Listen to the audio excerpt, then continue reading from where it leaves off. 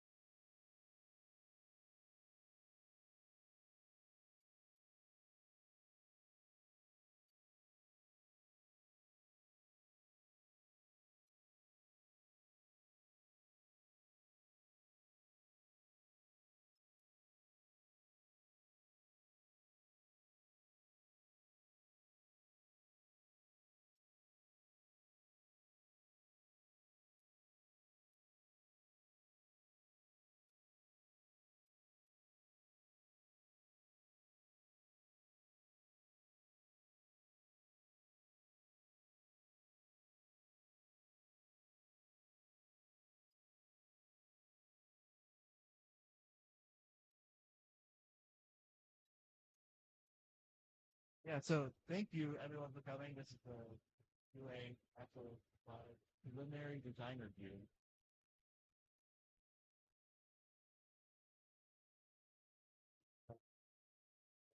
The other review, yeah, today Smith talked about preliminary designs for each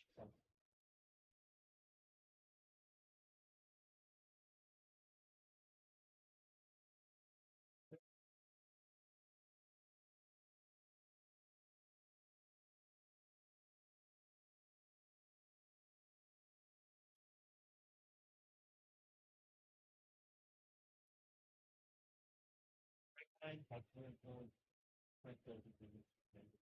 percent.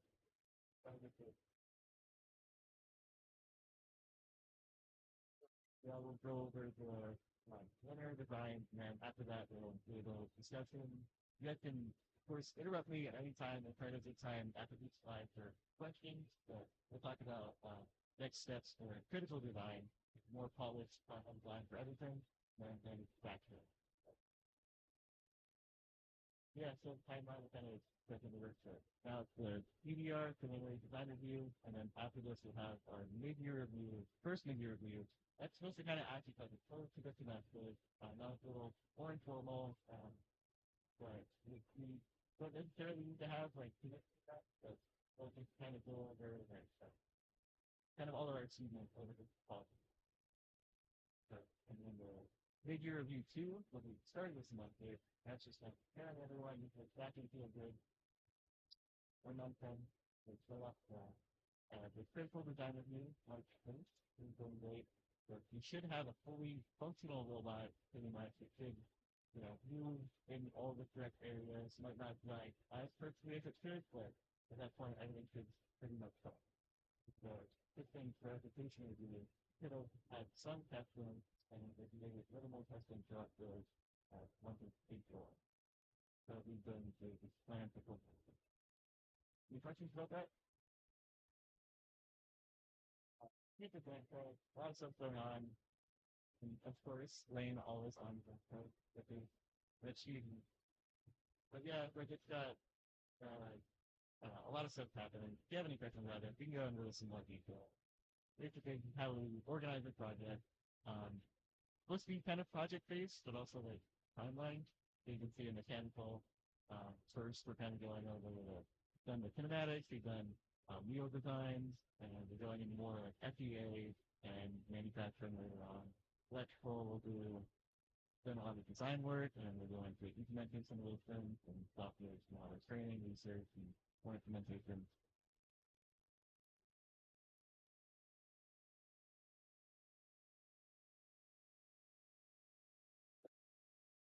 Wait, so much time for adding this sheet. So wait.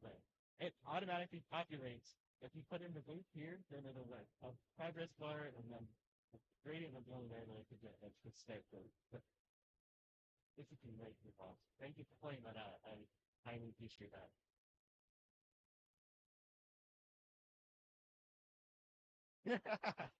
Go ahead. That makes me very happy. Yeah. For one cell, it's ridiculous. Like your nested. I thought we had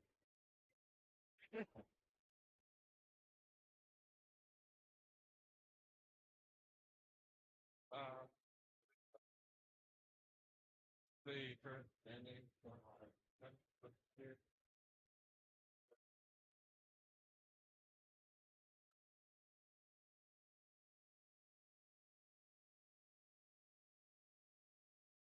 All of our motors, all of our motor controllers.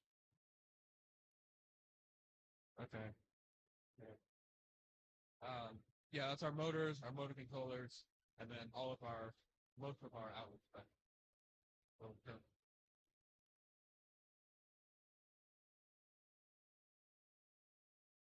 Okay. Um, this is what our current like expected versus actual sponsors are. Um, we're in the process of completing OSGC, so we'll be knowing what we will get from that soon. There's also stuff like Scheffler travel grant from USG. Um, then we have the chance to apply to DCON again this year. That's just kind of extra bonus. This is a breakdown of what the extra spending we expect, majorly based on value factors. So, uh, big hitter is the pet stick. We need to put a lot of money into that. Get it fixed this year. The big part alone is about 70,000. It's gonna be a fun spring project. Uh,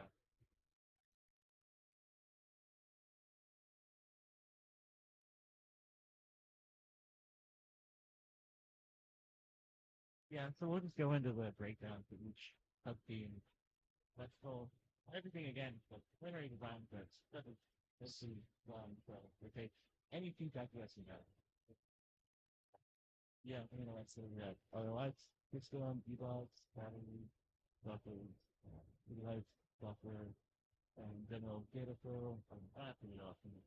After everything is off in frame, yeah, pretty much.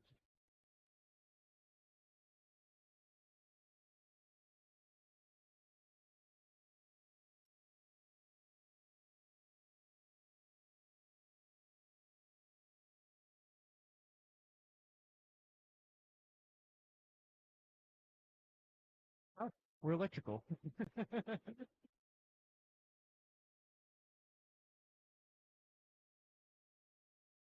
So today we'll be talking a little bit about projects we've got going on electrical this year. We are trying to do a different way of communications this year with our robot, trying to do ROI. Eli will talk a fair bit more about that.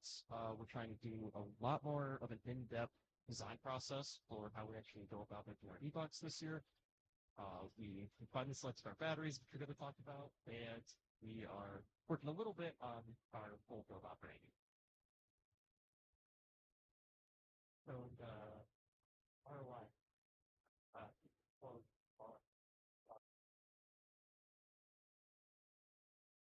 teams,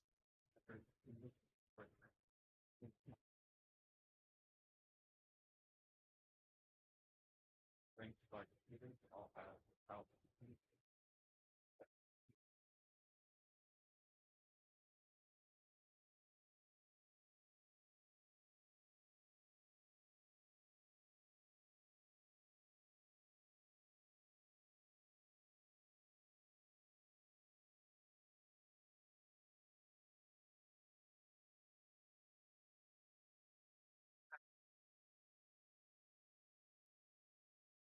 the NASA competition blogger like uh, complex there. Uh, uh, yes,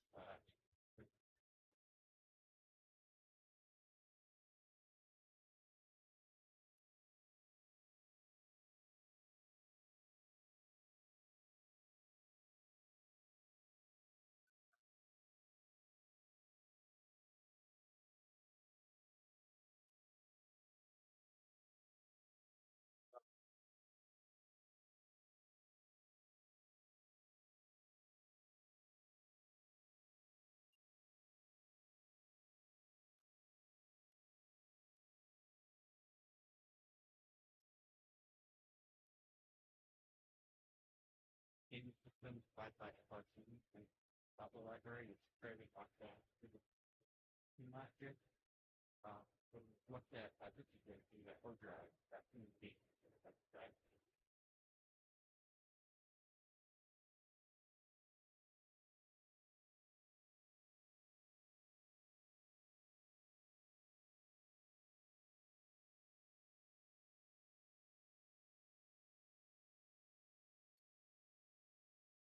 So over on to how we're designing our e-boxes.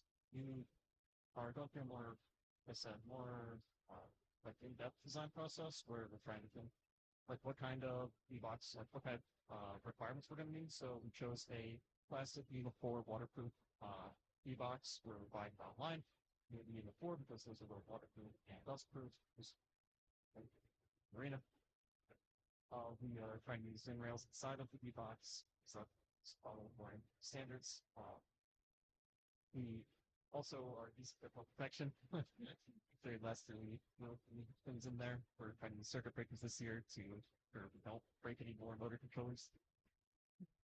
And we are actually planning out the box in 2D and 3D this year so that we can have full schematics and document those. Battery selection.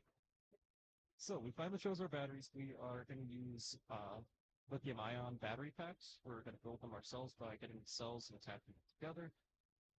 We should be able to use 16 to power a robot this year, and it only cost really about 70, $78, 77, $78, and should only weigh 12.7 kilograms. And that's us.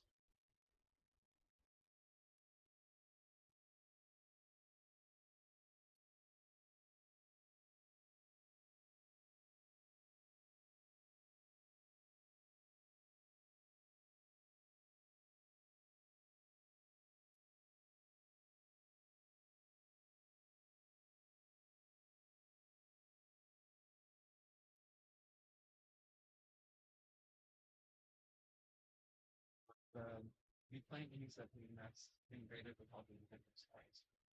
To make it. It'll also allow the cells to be automatically balanced, so all we have to do is provide power and power protocols.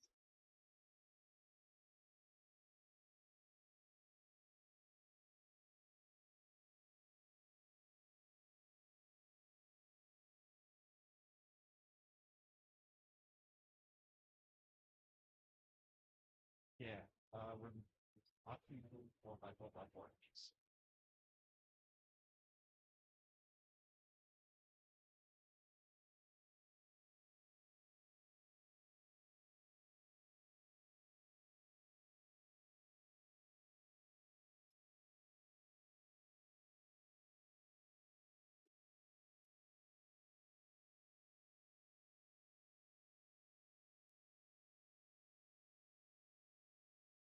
So basically, in progress design of one of our line projects, we wanted to have GPI breakout much like an Arduino, kind of base flat.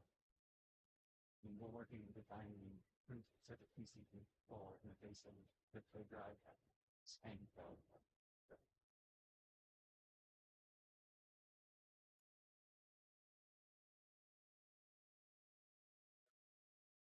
way to like kind of choose the IP that actually firmware selection for that number of the IP that's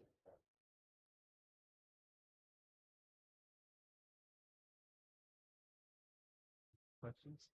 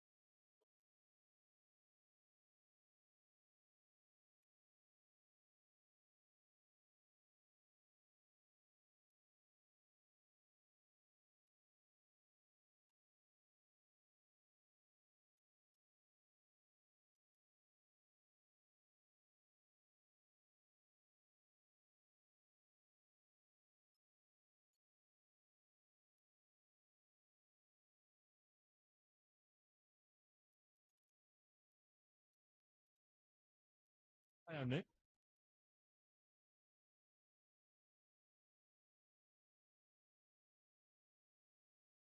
Like this? Happy day.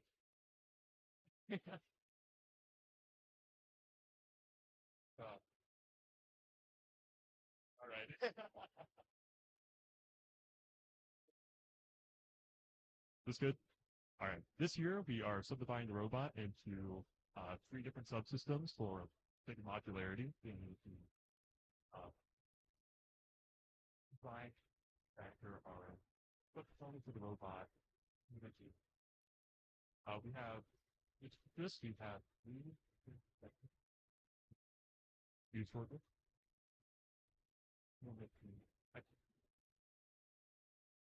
Locomotion, a ground off in the hand. Our locomotion unit this year. And he's going to talk about our locomotion unit.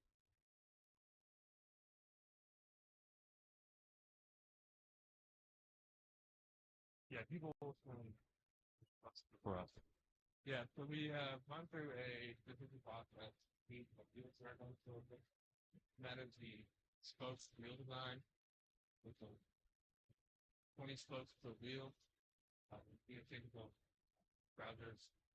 They're just riveted on, but it should be easy on and off, as well as they're purposely made to be quick.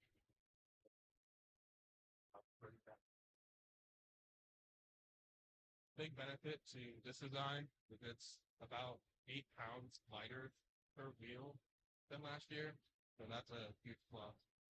Um, I think everything is being sent to Warjet to get laser cut. The main hub with the interfaces with the X shaft will be milled out or laid, I think it's laid, both. Um, and then I think the browsers themselves need to be put into a pod. That's all right. Also, we are going forward with the Red Vortex motors at a gear ratio of 324 to 1. You can kind of see them in this picture here, but that is different from the Rev Neo motors that we have used in the past years, I think. And they will be out in a separate assembly, kind of on display plate on the top and the bottom of the frame, and it should be contained in the frame itself. But motor controller will be closer to the motors in that assembly, which is key in the electric.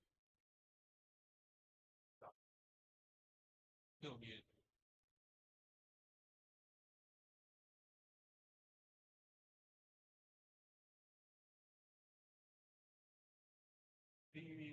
There's a browser real kind of like what creating both on the outside.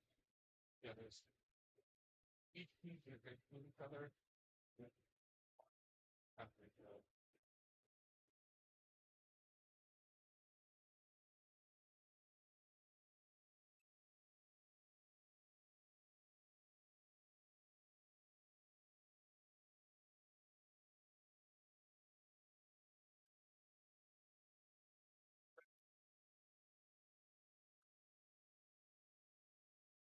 each of the meters, the longest length of the EC arena, that long span takes 35 seconds.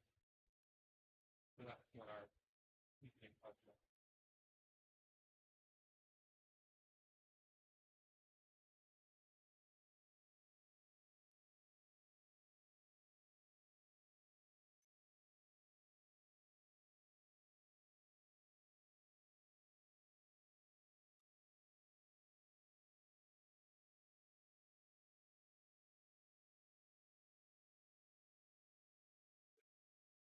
Like the neo motors where we can change where the wires on that.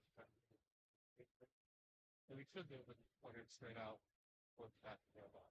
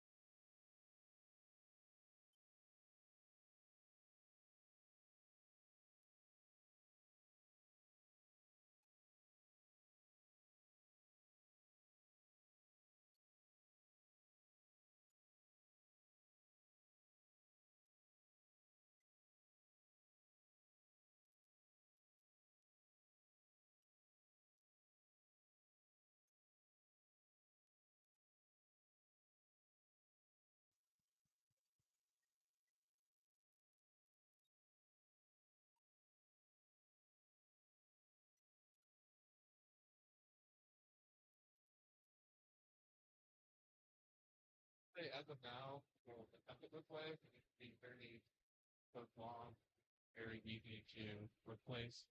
It's different.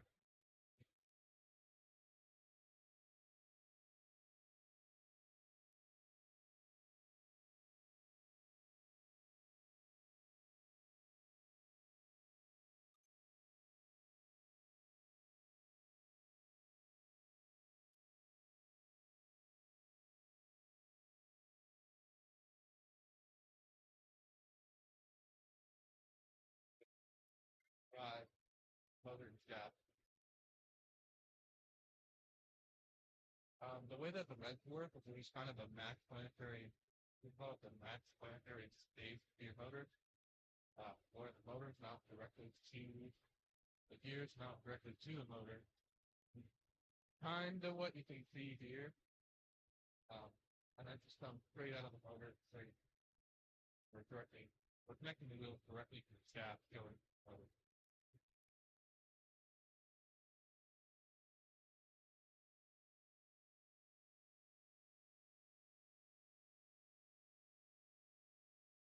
These that will be controlled.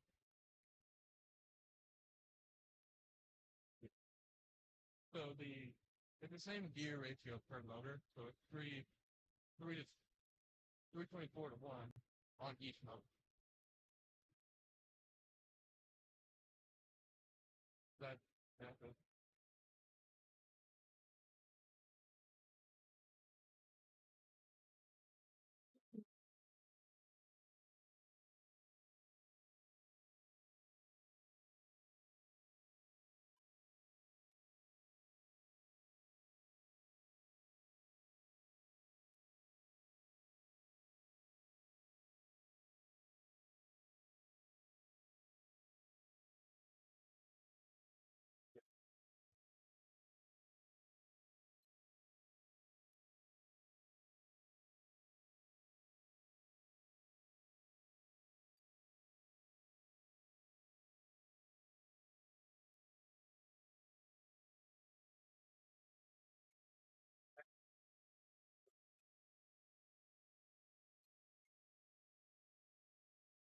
something that I'm still working on.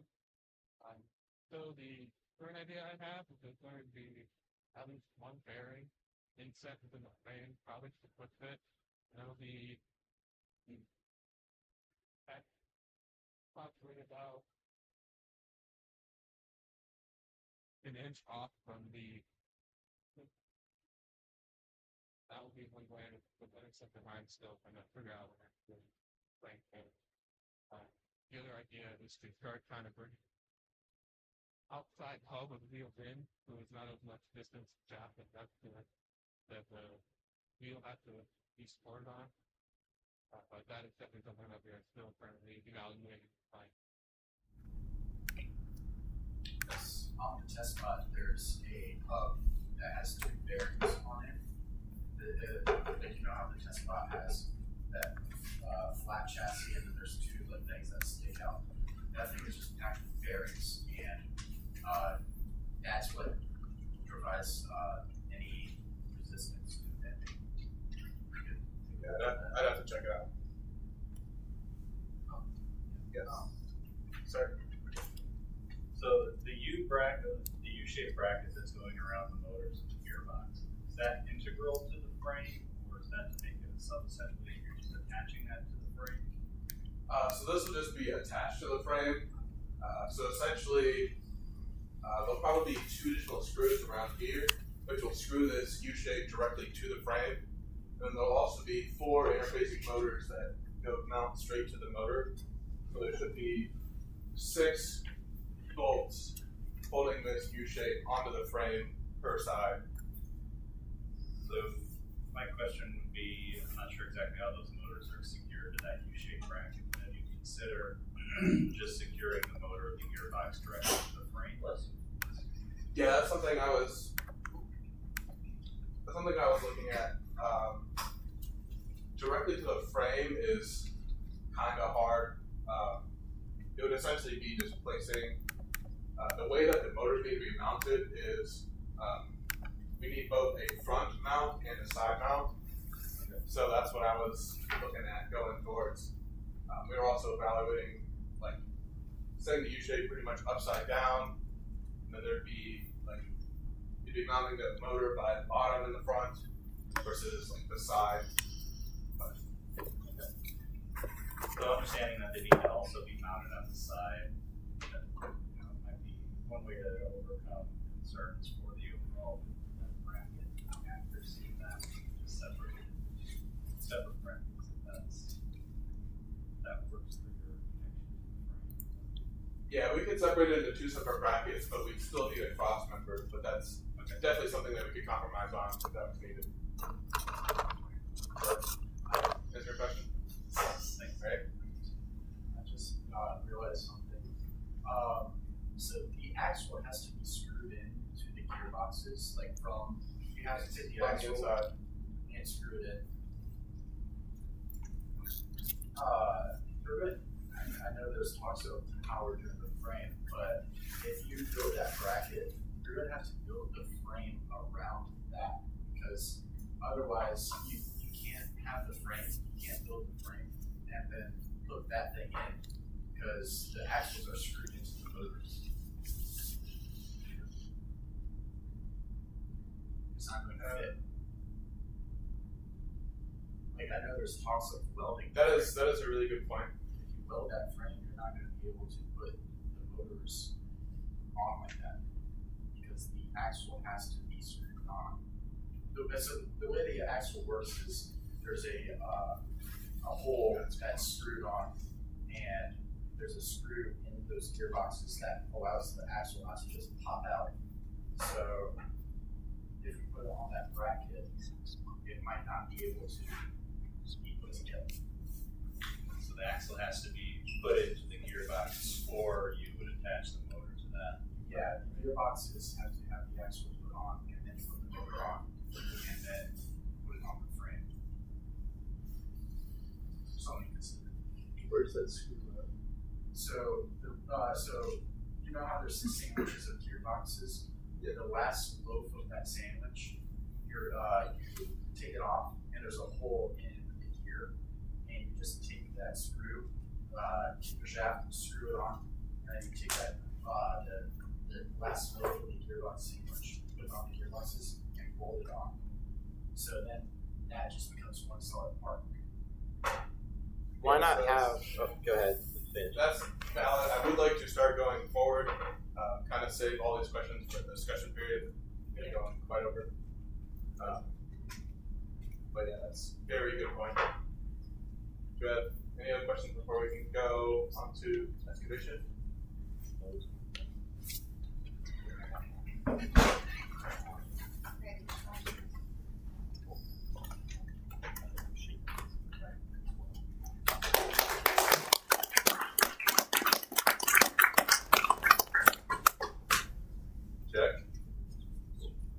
I'm Zachary Ellis. I'm the excavation lead for mechanical subteam. I've been working on this for a little bit now. It was between my design, which was a scooping excavator, sort of like the ones you see in the construction sites, and this front loader excavation system. We ended up going with this one. So the entire idea behind this one is the fact that this is driven by wheels and the locomotion of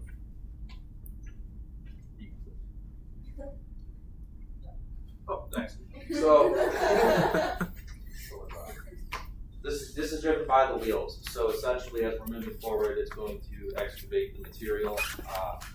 There's two main positions that the bucket can put in: is carry and dig. The carry position will be when this actuator in the rear is fully extended, and this actuator in the front is fully contracted, and the material will develop like this.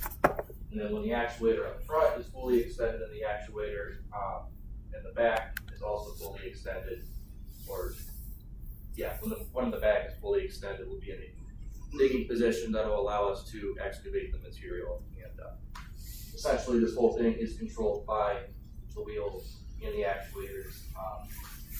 You have bearings and shafts here that allow these buckets, or the bucket and the arms to pivot.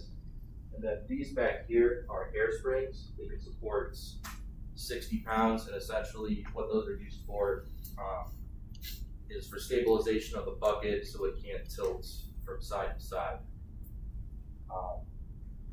Then the idea is to have a linkage system back here. You can't see it because it's facing the front, but the linkage will allow the actuator up front to have a better range of motion as we're tilting the bucket forwards and backwards. We're able to put that in because in the kinematics, we assumed that there was going to be one of these arms in the center that we'd be able to mount the linkage on, but it was 5:30 in the morning, and I realized at the last minute that we didn't have an arm in the center. So right now the actuator is just directly connected to the bucket. So that's the idea behind the system. You have any questions? New slides. What? We have more slides. Oh, we have more slides? Yeah. Okay. Okay, sorry. So these are the kinematics. This is what we started with. So it's essentially the same idea. You have an actuator mounted to the frame on the bottom. It's able to pivot about the frame, and then you have another actuator connected to this linkage right here, which is what we're going to be planning on adding after the GDR. Still have to figure out a way to mount that. But the red actuator controls the pivoting of the buckets, and yellow actuator controls the pivoting of the entire arm bucket assembly right here. So it's pretty much what you saw in the model, but this is just a sketch to kind of show how it moves around. What? Okay. So this is our carrying and dumping position. Okay. Yeah, so this is carrying up here. This is what's holding the material. This is what's dumping the material. Again, as you can see over here, the actuator is fully extended. So this thing can sit as high as it can possibly get. These are our stroke lengths right here. 0 inches by 0.9. So.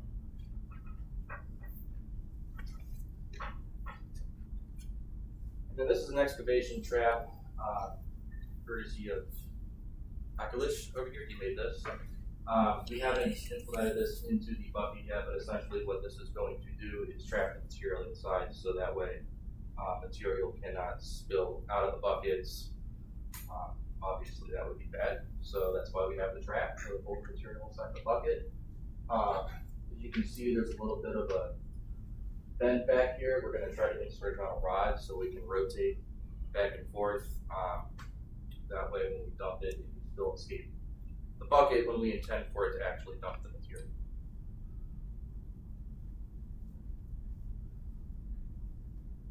So that trap is gonna need like some sort of actuation in order to move that? Actuator, no, it's completely gravity. So like, it's going to be attached to a rod. How do you when you're dumping? Oh, when we're dumping? No, it's going to be able to just move forward and let the material flow out of the bucket. Yeah, for the trap, it's going to pivot about like right about here. What it acts as is a ramp, so the material can slide up. But since we have force acting on the ramp, Okay, gotcha. then once we're there, we're in. Okay. Do you have an idea for the angle of the trap yet? Not quite. We're not going to that more. Why not match it to the angle you have for the bucket? Like just to kind of basically make it one whole ramp going when you're trying to scoop material up. You're talking about like a hump? No, like so because you have to basically angle the bucket to skim the surface, right? Have the trap try to match that angle. That way, it's sort of this just one big ramp that's going. The material's going up, and then when you're ready to dump, because since it's just on gravity, it'll just stay there, and it'll just come out, right? Yeah. So my idea of this was having the trap just kind of act like a door. Okay. I don't know that I didn't know we were thinking of a specific angle, but the idea for it is that when you're digging, it opens, goes inside the bucket, and then when you tilt it backwards, it can't escape the bucket anyways. And then when you're dumping, the door will open. So I would say that could help, but I don't know that the angle is too critical. You already have the flat angle for excavation system to be able to cut into the ground. So we have to go even flatter. Okay. And the higher up you make the angle of the trap, the more surface area we have acting on Ringlet and the greater distance and height we have to overcome. Make it more force. All right.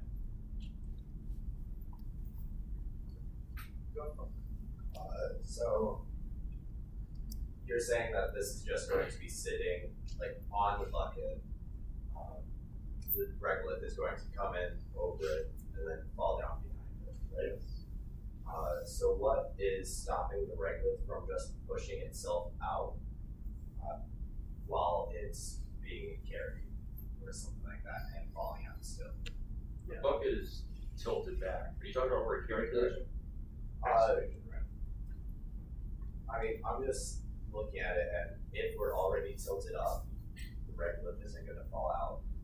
It would be helping with bringing it up, and if the regolith is having enough force going down and wanting to go out, I'm thinking that it might just push out the door and go out anyways. So we have to get through all material here to see. And we are moving. While we're moving moving up. towards, but while we're moving up. Yes. Maybe we have to idea of fluid problem. So that was the thought. Waiting for the draft. And also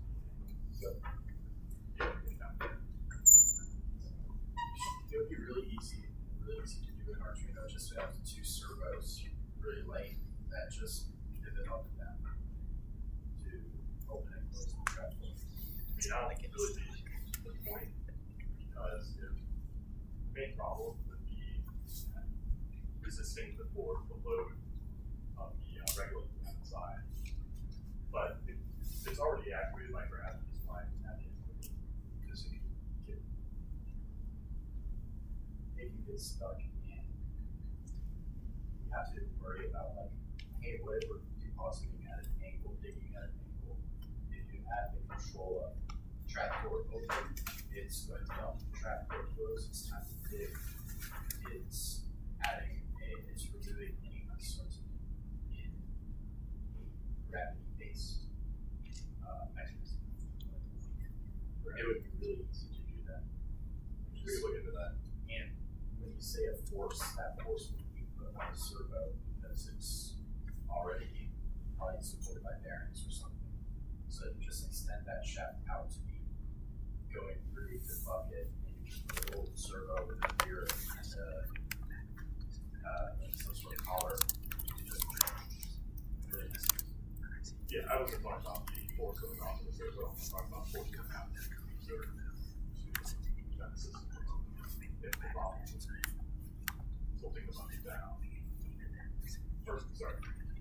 It can't be worry about the bucket lifting up the track. Yeah, we'll do that. Do you have any validation of the value of the trap doors? Perhaps here. It's we can take it off. It's not something you can take over the bucket. If worst case scenario it doesn't work, you can just take it off. Yeah, good. But I'm just thinking about it from the perspective of keeping it simple and then add function that you're adding, you add a new opportunity for malfunctions. It's one of those things where we can kind of just test it because it's detachable. We were talking at one point about 3D print them and putting different variations on there. So this is really something that if it doesn't work, we'll just take it off. So one of the main issues I could see with it is material building up behind the door and us being unable to actually rotate the door because of material building up behind it. So there's a possibility we won't go with it. So.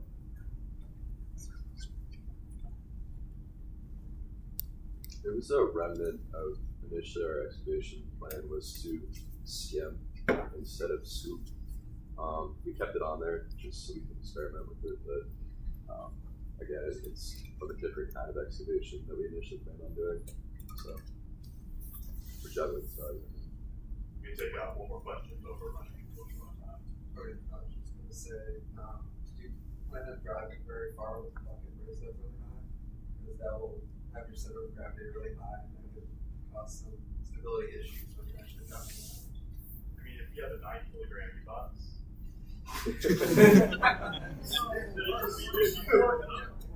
It all works. We have a weight breakdown. We're going to be trying to get the distribution of the weight that is a major. It's our main concern.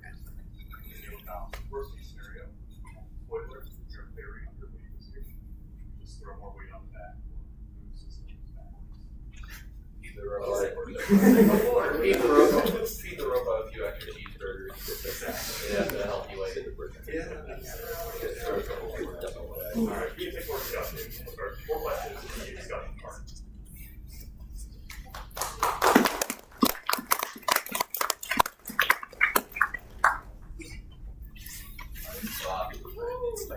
Thanks for sharing.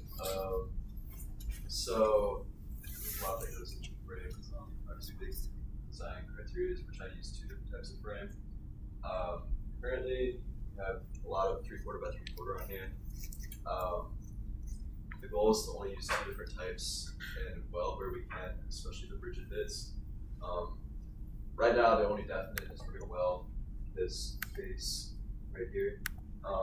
The rest we may use brackets, we'll see.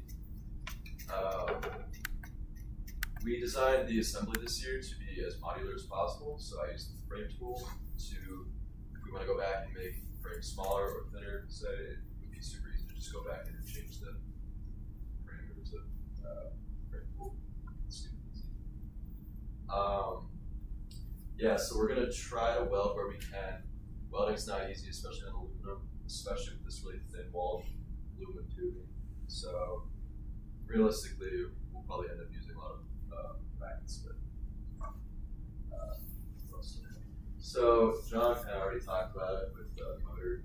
That plate that would be inside of the frame, as you can see here, spin it around. That's kind of a native dust-proofing solution we have. The goal is to keep the motor controllers inside there. So we have to dust-proof, let alone the motors being there. So later on, you guys will see, we'll have, chase this thing, plates on top and underneath for native dust-proofing. We'll see how that goes. That's something we'll work yeah, my last point here is this is what I have in the frame. There will be a lot of changes next time you guys see it, I'm sure, just because that's the nature of the beast. Framing is always the last one to get finalized. Just because we have to connect every component.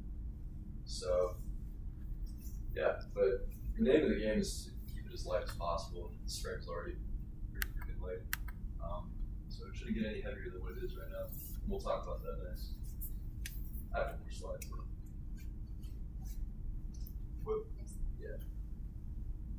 So yeah, that's just a static picture. And then here's two cross sections. Like I said, probably won't change the 3/4 by 3/4 just because we already have it on hand. The 2.5 by 1, we'll see. Just because of the nature of the robot, we dabbled with the idea of using aluminum plate instead of tubing, but we'll see. Just for rigidity, it would be nice to just have at least on the base, that base rectangle being tubed. So yeah, and again, like I said, the assembly is super easy. It takes 5 seconds to go and it changes the 3.5 by 1.5. It'll take 5 seconds. Realistically, it probably will not look like this once we get into assembly. So, yes. How's you using so much tubing? Are you considering adding training holes or anything to make sure your frame doesn't have to cradle it? Get that here? Yeah, that was actually a concern because of this right here. It would be welded, so if not for those holes, maybe it wouldn't be consideration, but it's the real world. You know how trucks get crap gets underneath their frames, rots trucks out from underneath. It's kind of the same principle here. So yeah, I don't think it would be an issue to add that. So you mentioned welding. Are you guys going to be doing the welding yourselves, or is that something that you're going to do? I don't know. We're trying to export that to the machine shop here. Yeah, we would be using that ourselves, but the goal is to get more familiar with welding, is to have that. And that was going to be my next question because I welded the bucket for 1 year, and it's not fun. Yeah, it's not. Would not recommend. And I had already had an callback to the So just fair warning, that is a big learning curve. You will melt through a lot of aluminum. A couple of us have welding experience. I know I have a lot, but aluminum I've never done, and I've heard it's miserable. So we'll see. You get a lot of test pieces. Yeah. Any other questions?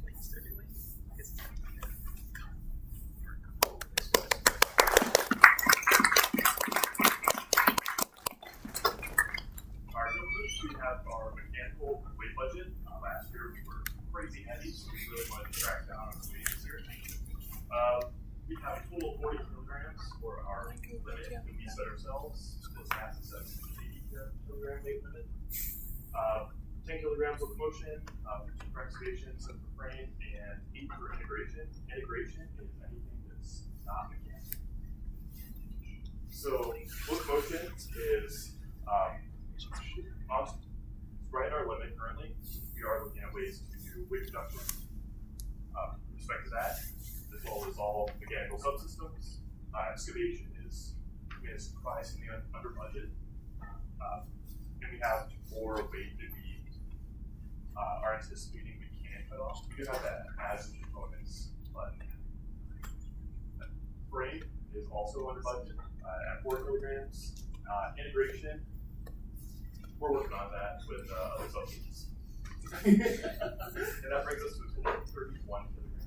Again, we do have a little more to add, but we're coming in surprisingly under budget this year. I just have one question, or one statement, I guess, for that. I love how under budget it is right now. Do keep in mind, just don't be overzealous in this opposite direction. Like, make sure that your system is still strong enough. Yeah, we're doing simulations of all our parts. I figured you guys would, but just like, hey, that isn't the only qualification. It does help a lot of your machine components. I can drill everything, right? Right. Oh, electrical, just drill holes in batteries. Oh yeah, no, I'm pretty sure. Yeah. That'll affect Just drill the holes and everything. That'll be fine. that'll affect the whole amp hour of that. We'll write it really like that. Yeah.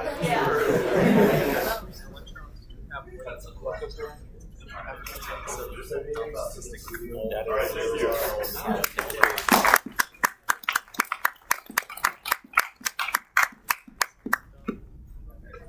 Yeah, we this was just my actual up to date of what we have pretty much finished designing, or we're currently in the process of designing.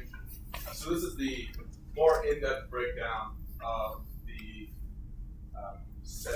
I have us at 17 with the actual design parts. Really just there's the big hitters like the motors. We're at 5 kilograms just in that. It's just for the motors themselves, as well as there's actuators are heavy, stuff like that. We are also, I have this Excel table made so we can easily get a count of where we're at. So that's on. Yes. I do have a question. So weight wasn't the only thing that we were right at the limit. We were also right at the limit of X. Yeah, we put ourselves, I think it was, we set bounds, was it like 0.65 meters instead of 0.75? 0.6 meters in width, 1.2 in length, 1.2 in height is our hard limit. Okay. You guys soft limit, but like our goal. Didn't you guys like have to redesign last year because the actuator when fully extended would go out now? Yeah. Currently, we are well within those bounds. Like I checked, the closest we were with width, we were like 5 inches under the max. So we are actively making sure that's Last year, it's going to hold your breath every time our robot. yeah, definitely. Expansion just disqualifies it. Yes. Is the Xbox on here that we were talking about earlier? Go into you can see it. No. I don't think so. So wait, It's technically counted under integration. That's what a lot of that 9 kilograms is. Yeah, I was going to ask about that. Also, is the Jetson Orin the only computer on the machine? We'll get to that in a second. Yeah. That's software. Yeah. Stop spoiling our presentation. oh. Sorry, we got this slide too. So what's left for mechanical? We need to order our parts. We have the light between into the design. We also have some minor clipping issues all around the robot. Again, it's not the fully polished final products, but it's very easy to resolve in most cases. Our goal is to build locomotion by the end of this fall. Actually, mid to late November is the goal. And that includes the locomotion frames, the base, wheels, the motors, so it's also testing on the robot with our movements. And we also have weight reduction. They're very important. All right, thank you.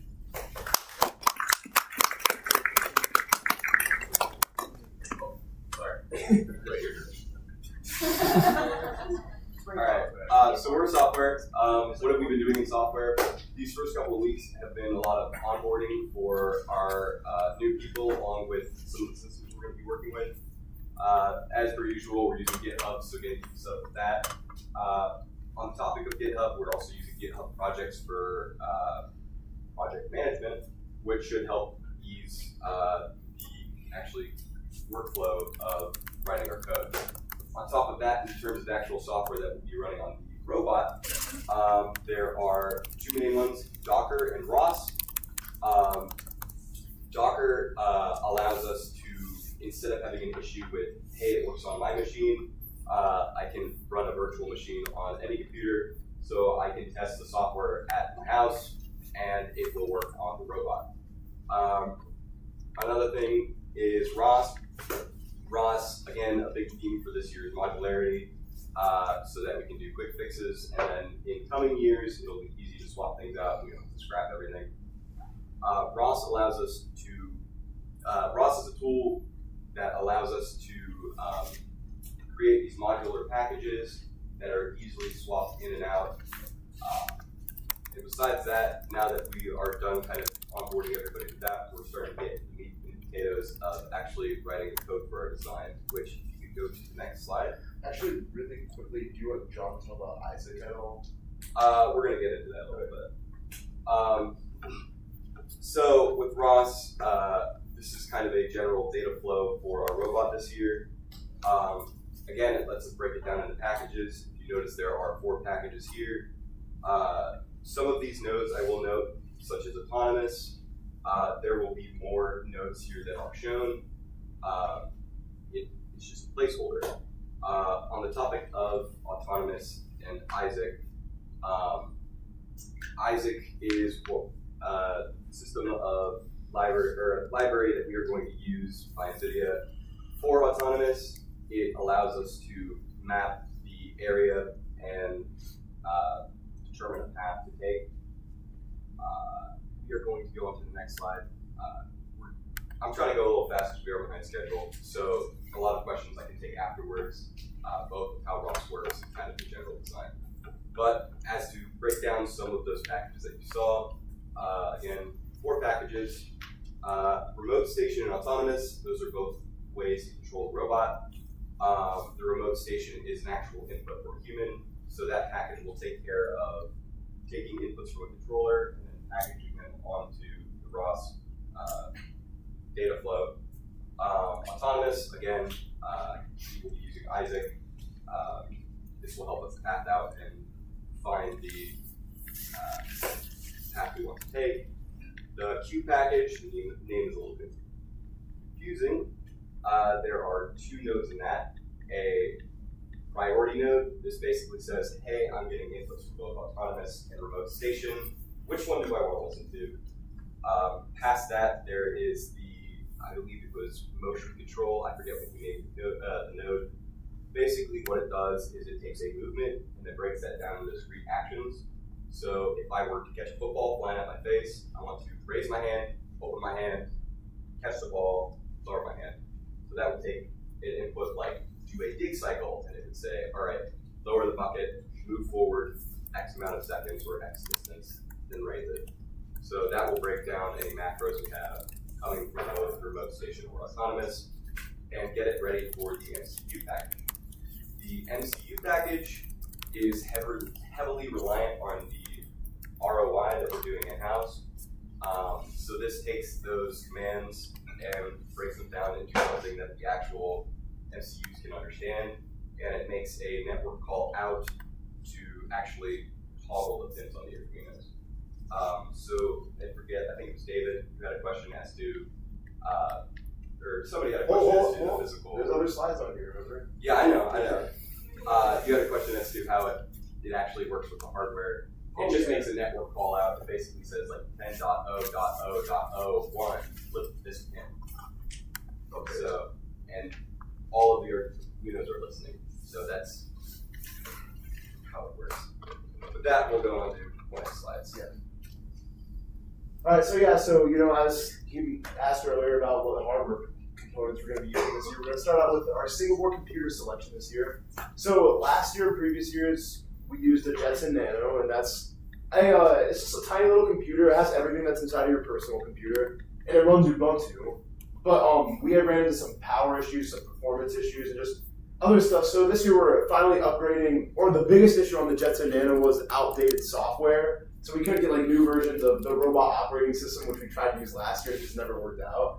So this year we're getting a new one called the Jetson Orin Nano, which is what NVIDIA is currently like maintaining, updating, all that stuff.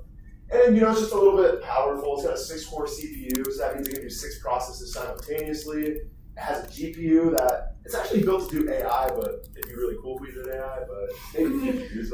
And then just a lot of memory and stuff like that. And Ethernet, all the good stuff. It does have GPIO pins, but we are not going to be using those because they run on a different voltage. Yeah, is that the reason why? So one of the biggest issues with last year, we were running a lot of our stuff off of GPIO on the Jetsons. The GPIOs on the Jetson Nano, as well as this, aren't necessarily powerful enough. They're running on 3.3 volts. Spark Maxes accept 3.3 volts, but they prefer 5, so we had to set it up with an Arduino. It was a hassle, as well as there was a lot of feedback through the line and it didn't push a lot of current. So And then on top of that, like PWM capabilities. So PWM is another thing that we use a lot to like control motors and actuators. That's pulse width modulation. I'm not going to get too much into it, but it's how we can control like the speed of motors and stuff like that. And there's like not very many PWM capable pins on this versus it only had 2 PWM pins. We are not doing that, as well as the Spark Maxes took a servo style PWM signal. Again, we are doing O drives with UART, so none of this will be a problem. In fact, the Jetson will not use any GPIOs. Yeah. It'll all be sent out over the Ethernet. Yeah, that's all we're communicating with. And they didn't talk about it a whole lot in electrical, but one of the projects that electrical is doing this year is a custom microcontroller using an Arduino Nano chip, right? It's 18 megas, 32 or something. Okay. So yeah, so then we're gonna enable that with all the. Okay. Yeah, but pretty much electrical is gonna enable that with all the capabilities we need of GPIOs and all the other stuff to control the motors. So that's gonna just be communicated via Ethernet to those. So yeah, be good with the next slide. And then some of the other hardware components, we can have autonomy all we want, we can localize the robot, all that stuff, but we obviously need to somehow see the environment that we're in. So that's where these super duper fancy Intel D345i 3D sensing cameras come in. They depth sense, they have inertial measurement units, so they can actually tell how they rotate, how they move, all this stuff.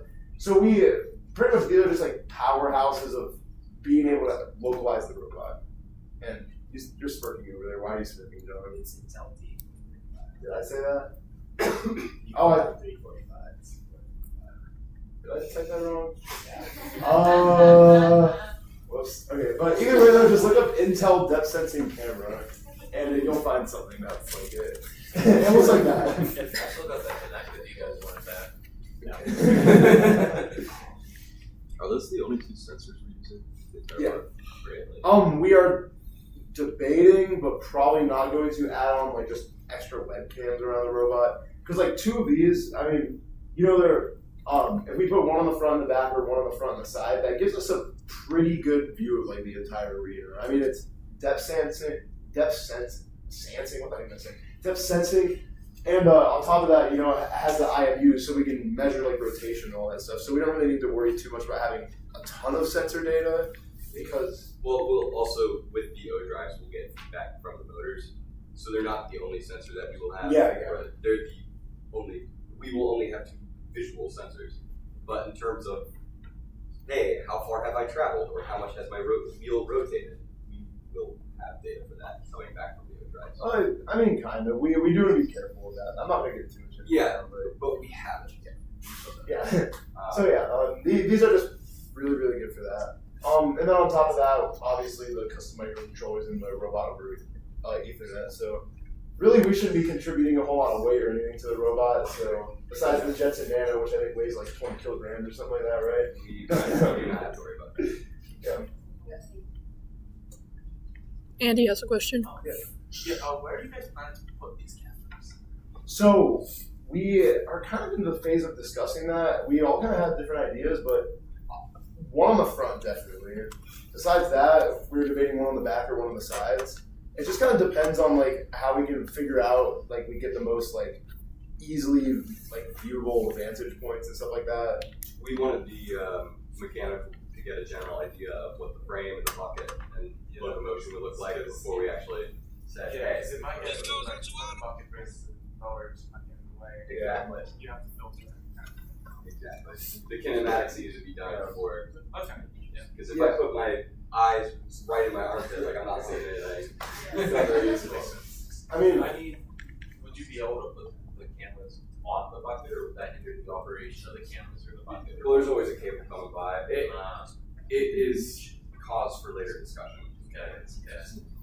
Yeah, I mean, last year we tried mounting some non-3D sensing cameras on the robot, and we did a camera on the bucket and a camera under the bucket. It was just kind of a janky system, so we're not 100% sure where we're going to position these, but yeah, we're open to any suggestions or anything. For this group of these things, how much heat is that going to throw off? It's a high power camera, and it's like, that's a thought. That might be a microphone. Oh, microphone? Don't worry about heat. Yeah, I wouldn't worry about that. Jacob has an answer. Jacob? Yeah, I know you've been doing some research. I actually have that camera. So flexing. So it does get really hot. So when you are eventually designing a case for it, you should not mount it. Like I don't know if there's a fan actually in there pulling air in, but especially with the dust of what the arena would be like, you have to definitely design a box around it. And I would recommend like making it a big box with like maybe a 1/4 inch thickness on the front. You drop it in, and there's just nothing but space in the back, so the vents can have some air go into it.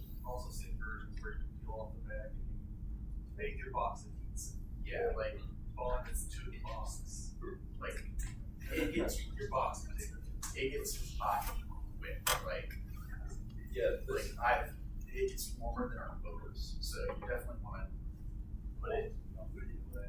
That's pretty much. I have not actually used one of these yet, but that is, thank you for that. We'll keep that in consideration. And I do want to see the heat sink box, but that just sounds really fun. I'm not sure I've seen it for executive teams. I've seen it for other 3D cameras. Gotcha. Meant for industrial applications, because these are always more That might be a little out of our scope, but I would like to see it. That actually does make me think of a question. Can you shock these? Like, can you basically get them out of the housing and maybe put better thermals in there? You can chuck anything if you're ballsy enough. Are we ballsy enough to shock these? Okay, do you want to know how much one of these costs? Lay it on me. Almost $400. We're not shocking. Yeah, we're not shocking.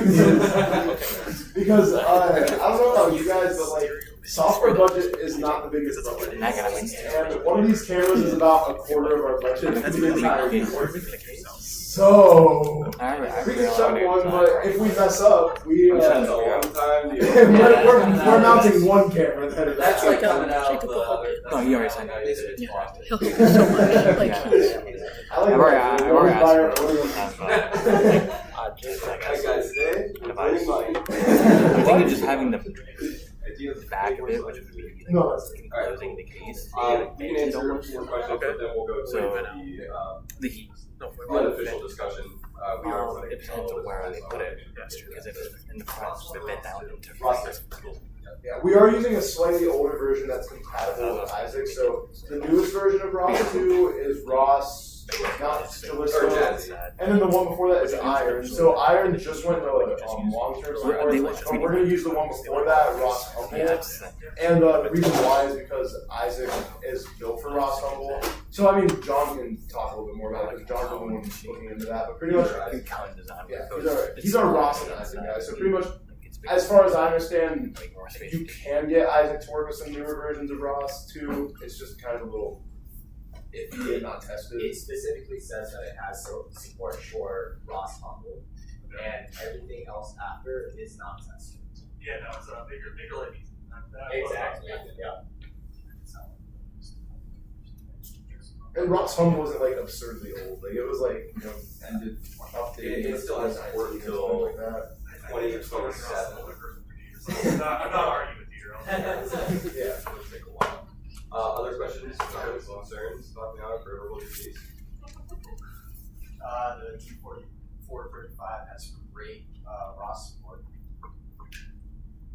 Yeah, actually, if you guys do want to see a little demonstration that John and Jacob did, you let's play on that video. How long is it? it's on the TikTok. It's on the TikTok. We already got kind of some mapping working and stuff like that. Yeah. So this is it mapping the room, and you can tell the right side. It's able to tell where it's facing a little bit, but that's purely without an IMU. This is a model without one, so it's able to kind of accurately tell where the robot's turning purely based on points. And the ROS libraries for it are do a really good job interpreting with IMU and tangential points. So we will be able to accurately tell when the robot is moving and which direction it is. The harder part is now getting localization in terms of where we're at in the arena, because we can like say, oh, we're here, but like we don't know where the digging zone is. So that's just where the heavy thinking is going to have to go for a time. Eli? I know a specific thing with LiDAR, they have you calculate and move out any wall data you pick up because you're supposed to emulate there being no walls in the room. Does that also apply to this camera? Have you guys? We do not need to filter out the wall data. Yeah, so that was actually a misunderstanding of the rules. As far as I understand, we never had to filter out the wall data. We just weren't supposed to like explicitly write code to use the wall data. We can't use a sensor to be like, okay, here's the wall. Oh, I'm no longer touching the wall. Go to the wall. We can't use the wall specifically to navigate around. But like we could like avoid indirectly. Yeah. like yeah, like pretty much like sensing them out of like a rock or something like that. So like yeah. Well, I mean, it's just supposed to be like we're not supposed to write code that's like, all right, let's find 4 walls, and then with that we can know exactly where we are in the arena. Like, right, we'll take one more question. I think Andy had a question, and then we'll go to the localization thing, I was like a big debate over like our T2. So like apparently you can't use the even lighter data to find walls. So you guys have to localize within the arena. so we didn't get a working implementation last. I mean, we got like so last year we tried a lot of stuff with like filtering out wall data with the LiDAR. It was like hit or miss a little bit. So this year we're going to be using one of the Isaac packages for Hadoop connectors. So we're going to be using April tags. Oh, okay. So we're going to be putting it up by the starting area, and then if we can, putting one up at the dumping area. And so we can use that up. Okay, when we see this tag, we know we're that distance. When we see that other tag, we know we're that distance. And these like cameras are capable like yes. Here's another thing I'll say about LiDAR is not great. Yeah. So like I would. It's a 2D point cloud. Yeah, like I really wouldn't waste your time with LiDAR unless you like have like some big like 3D LiDAR sensing thing, just because like we have these cameras that can sense April tags and do way more effective localization than like a super sophisticated LiDAR algorithm will. So, and then on top of that, with the cameras, they're like, in my understanding, they're like a little bit more lenient with like wall usage, because how the heck are you supposed to like filter out like walls out of an image? Like it's a lot harder than filtering out walls out of LiDAR data. So yeah. What about this texture? yeah. So it's just kind of like you're gonna like run into a lot less like I guess technicalities using the camera and stuff like that with that. But I mean, again, we've never ran into any wall data and stuff because we've never gotten autonomous working. So. With that, I think we're gonna go to unofficial discussion. You guys know who the leads are. You can come up to either of us to talk about Ross or just the general data flow. Cool. Thank you for coming.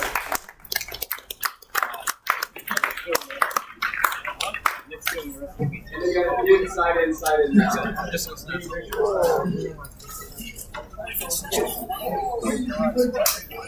Just say.